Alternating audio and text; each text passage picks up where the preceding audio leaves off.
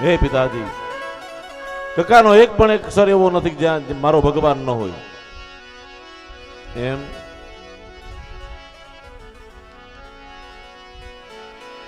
છે કોઈ હાજર કે હા? પહાડ ઉપરથી ફેંકી દો.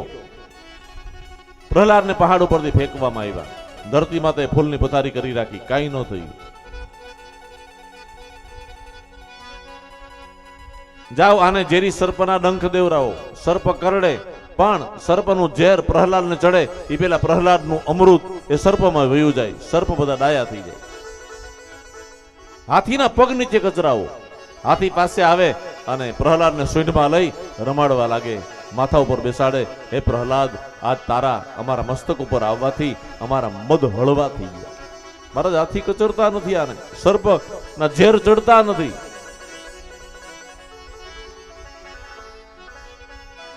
એને કશું વિચાર કરે છે કે અહીંયા મારા સંતો એમ કહે છે, કોઈ પણ વ્યક્તિ ભક્તિ કરે ને એમાં 3 વિઘ્ન આવે. ભજન કરો, ભક્તિ કરો એટલે 3 વિઘ્ન. પહેલું વિઘ્ન ઘા કરે. ઘા કરનારા ગામના હશે બધા. હું કે હવે અમને બધી ખબર છે ભગતનો દીકરો થયો, ક્યાંથી કાઢી અમને પૂછો.